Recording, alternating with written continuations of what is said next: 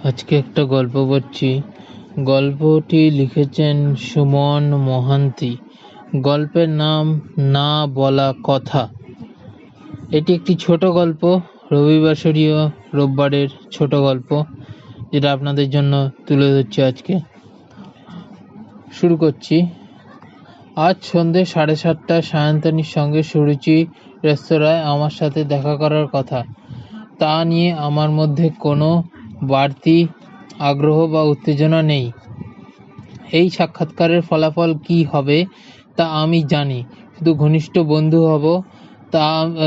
ঘনিষ্ঠ বন্ধু মৈনাকের অনুরোধে রাজি হয়েছি। সায়ন্তনীরা লতায় পাতায় মৈনাকের আত্মীয়, সেই সুবাদে যোগাযোগ, একে অপরের ফটো দেখে প্রাথমিকভাবে রাজি হয়েছি।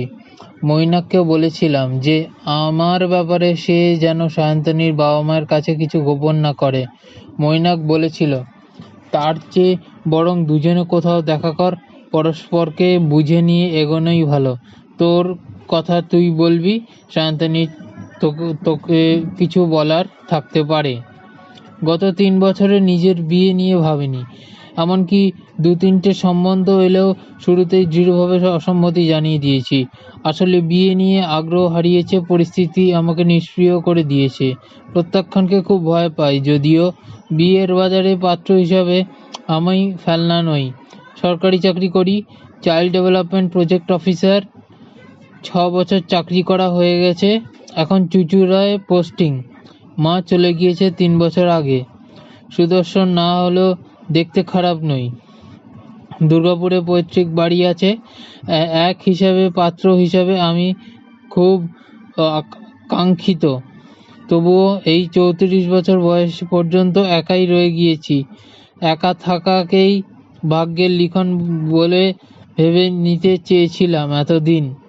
তা বলে মেয়েদের ব্যাপারে উদাসীন কখনো ছিলাম না। ইউনিভার্সিটিতে পড়ার সময় চুটিয়ে প্রেম করেছি। সেই প্রেম যখন গাঢ় হয়েছিল তখন সুপর্ণাকে সত্যিটা বলে ফেলেছিলাম। নিজেদের মধ্যে কোনো গোপনীয়তা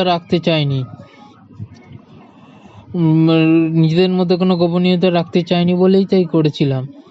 শোনো সুপর্ণা, একটা কথা বলার আছে। পার্কের বেঞ্চে বসেছিলাম আমি। কি কথা? তুমি তো জানো আমার বাবা 4 বছর আগে মারা গিয়েছেন। হ্যাঁ জানি। তারপর ফ্যামিলি পেনশনের টাকায় কষ্ট করে কাটছে তোমাদের। কলেজে পড়ার সময় থেকেই টিউশন করে নিজেদের খরচ চালিয়ে নাও। অনেকবার শুনেছি। এক কথা বারবার বলো কেন? আমি মাথা নেড়ে বলেছিলাম, কথাটা পুরো শোনো আগে। আমার বাবা 50 পেরোনোর পর পাগল হয়ে গিয়েছিল। কয়েক বছর ট্রিটমেন্ট পরেও সেরে ওঠেনি। বোধহয় সরকারি চাকরি বলে চাকরিটা খাতায় কলমে টিকেছিল। আচ্ছা। সুপর্ণার মুখের রং ফ্যাকাশে হয়ে এসেছিল। শেষে গলার ফাঁস লাগিয়ে তিনি সুইসাইড করেন। সুপর্ণা চমকে উঠেছিল। এই কথাটা বলনি কেন?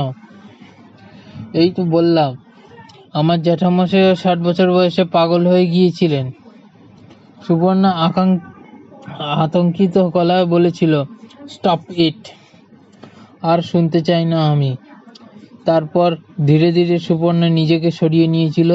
তখন ইউনিভার্সিটির ছাত্র আমি, ভবিষ্যতে কি হবে তা নিজেই জানতাম না। সুপর্ণা ঝুঁকি নিয়ে সম্পর্কটা আর এগিয়ে নিয়ে যেতে চায়নি। এর জন্য সুপর্ণা কোনোদিনও দোষ দিতে চায়নি। সংখ্যাগরিষ্ঠ মানুষ ভেবে যে পাগলামি রোগটা সম্পূর্ণ ভেবে জিনগত, সুপর্ণাও হয়তো তেমনটাই ভেবেছিল। বিচ্ছেদের যন্ত্রণা আমাকে মনমরা করে রেখেছিল অনেক দিন। নিজে দুর্ভাগ্যকে দায়ী করতাম সারাক্ষণ। মাস্টার্স ডিগ্রি পাশ করার পরে বাস্তবের মাটিতে পা রাখতে হলে জীবন প্রতিষ্ঠিত হওয়াটাকেই পাখির চোখ করে ফেললাম। এমনিতে অভাব অনটনের সংসারে আমাদের যে করেই হোক তাড়াতাড়ি একটা চাকরি পেতে হবে। কেমিস্ট্রি ফার্স্ট ক্লাস ফার্স্ট হয়ে উচ্চশিক্ষার পথে গেলাম না। ঘাড় মুখ গুছে চাকরির পরীক্ষার প্রস্তুতি নিতে শুরু করে দিলাম। 4 বছর পর পরিশ্রমের ফল পেলাম। 38 বছর বয়সে সরকারি অফিসার হিসাবে চাকরিতে জয়েন করলাম। ছেলে সরকারি চাকরি করে, বাড়ি থেকে দূরে একা থাকে, খাওয়া দাওয়ার ঠিক নেই। মা বিয়ে দেওয়ার তোড়জোড় শুরু করে দিল। ঘটক একটার পর একটা সম্বন্ধ আনতে শুরু করলো। আমাদের দেশের বাড়ি বাঁকুড়া, ওদিক থেকেই সম্বন্ধ আসতে লাগলো, কিন্তু কোনো সম্বন্ধই ফলপ্রসূ হলো না। শেষমেশ আমরা আমাদের পারিবারিক বৃত্তান্ত জানার পরে সবাই পিছিয়ে যায়। পাগলের বংশ সাধ করে মেয়ের বিয়ে দিতে তারা সর্বনাশ করা উচিত কেউ চায় না। ম্যাট্রিমোনিয়াল সাইটে চেষ্টা করেও লাভ হলো না। শুরুতেই পছন্দ হলেও অপ্রিয় সত্যিটা জানিয়ে দিই, ভবিষ্যতে কেউ যেন আমাদের দিকে অভিযোগের আঙুল তুলতে না পারে। মিথ্যাচার করে দাম্পত্য জীবনে প্রবেশ করার কোনো মানেই হয় না। শেষমেশ আমি পরোক্ষভাবে প্রতিটি জায়গায় নাকচ হয়ে যাই। এভাবে 4 বছর চলার পরে অক্ষম রাগে মাকে একদিন বলেই ফেলি, খবরদার আর কোথাও আমার বিয়ের চেষ্টা করবে না। আমাদের বংশে অভিশাপ রয়েছে, তার ফলে ফল ভুগতে তো হবেই। আমি একাই থাকব, এটাই আমার ফাইনাল ডিসিশন।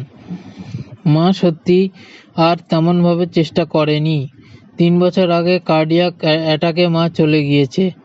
মাথার উপর কোনো অভিভাবক নেই, বিয়ে করার জন্য তাগাদা দেওয়ার কেউ নেই। আমিও নিজে ভবিতব্য মেনে নিয়ে নির্বিকার ছিলাম এতদিন। মৈনাকের অনুরোধে যে ফেলতে পারিনি তার কারণেই আছে। একাকিত্বের জীবন আর সহ্য হচ্ছে না। নিঃসঙ্গতা আমার সারাক্ষণ কুড়ে কুড়ে খায়। অবচেতনে জীবনসঙ্গিনীর অভাব টের পাইনি ইদানিং। আজকের সাক্ষাৎকার নিয়ে আমি আদৌ আশাবাদী নই। বাবা এবং জ্যাঠার পরিণতি বেশ নিষ্ক্রিয় ভঙ্গিতে বলে ফেলতে পারবো। জানিয়ে দেব যে পাগল হওয়ার সম্ভাবনা হয়তো আমারও রয়েছে, কারণ আমাদের বংশেই আছে পাগলামির বীজ। এসব শোনার পরে কোনো মেয়েই কখনো রাজি হয়নি এগোতে। সায়ন্তনীও নিশ্চয়ই তার ব্যতিক্রম হবে না। রূঢ় সত্যিটা ফোনেই বলে দিতে পারতাম। আজকের এই সাক্ষাৎকার পর্বের জন্য আমরা একে অপরের ফোন নম্বর নিয়েছি, অবশ্য একটা কথা ওকে বলিনি।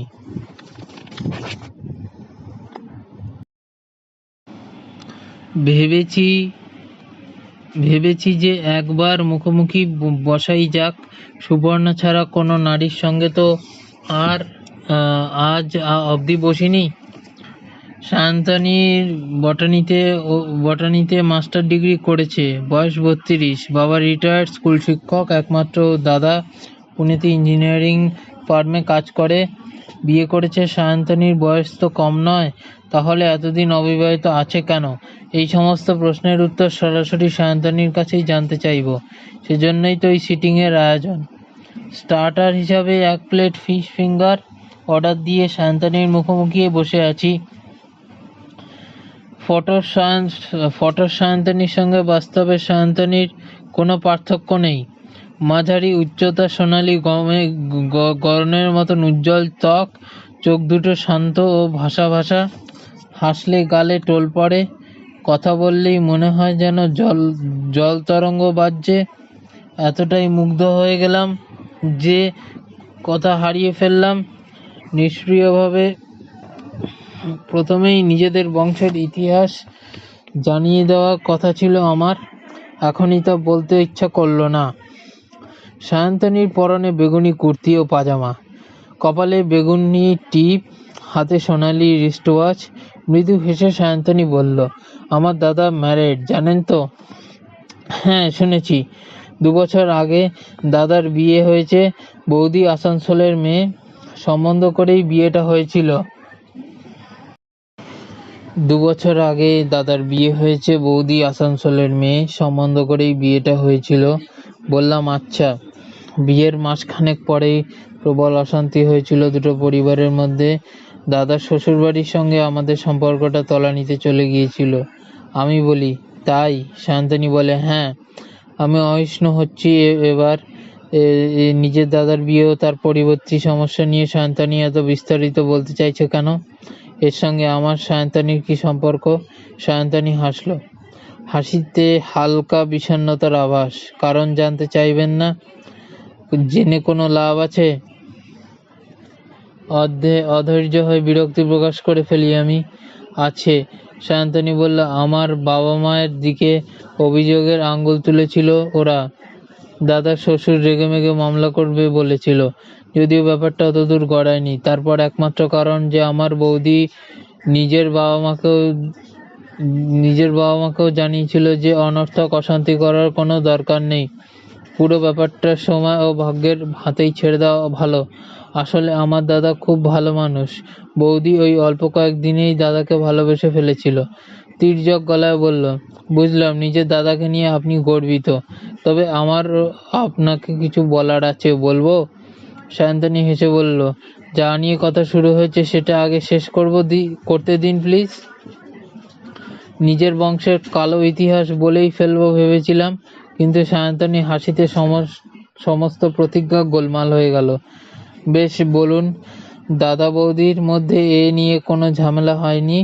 বৌদি জেনেছিল বিয়ের দুদিন পরে, জেনেও অশান্তি করেনি। বৌদি কথায় কথায় হালকাভাবে একদিন ফোনে তার মাকে বলে ফেলেছিল, ব্যাস, মেয়ের সর্বনাশ হয়েছে ভেবে ওরাই অশান্তি শুরু করে দিল। এক্সকিউজ মি, আমি বাধা দিলাম ওর কথায়। আপনার দাদার বিয়ের কনটেক্সট বারবার আসছে কেন?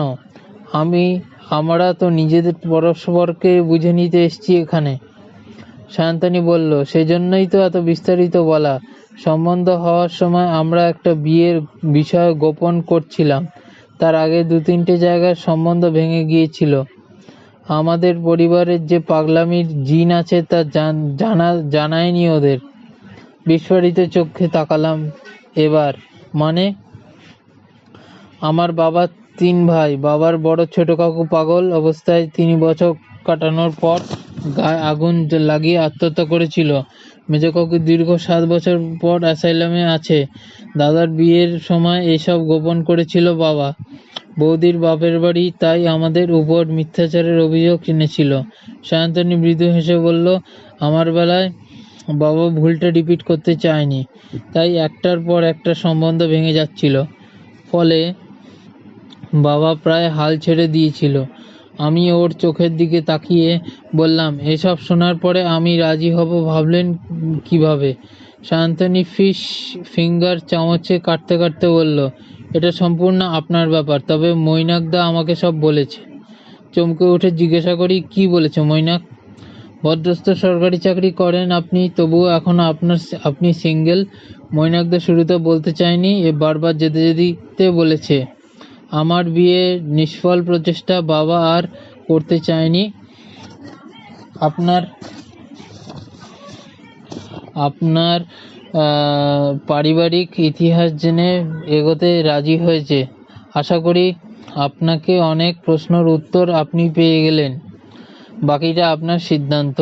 সায়ন্তনী দীর্ঘশ্বাস ফেলে বলল, আমি কিছুক্ষণ চুপ করে থাকি। যে কথা বলতে চেয়েছিলাম তা মৈনাক বলেই দিয়েছে।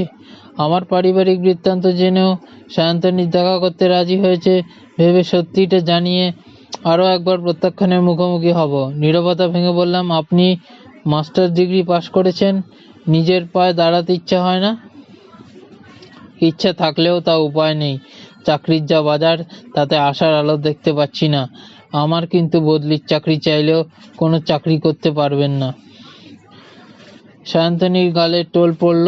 যেখানে আপনার পোস্টিং হবে সেখানে কোনো প্রাইভেট স্কুলে পড়ানোর সুযোগ পেতে পারি? স্যালারি ঠিকঠাক পেলে করব, আপনার আপত্তি আছে? না, তা কেন থাকবে? ওয়েটার এসে দাঁড়িয়েছে, অর্ডার দেবেন স্যার।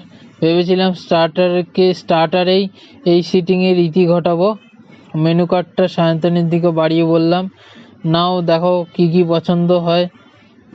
বলেই চমকে উঠলাম আমি। নিজের অজ্ঞাতসারেই সায়ন্তনীকে এই প্রথম তুমি বলে ফেলেছি। সায়ন্তনী বলল, ঠিক আছে, তুমি অর্ডার দাও। রেস্তোরাঁর নীলাভ স্বপ্নময় আলোয় আমরা একে অপরের দিকে অপলক তাকিয়ে রইলাম।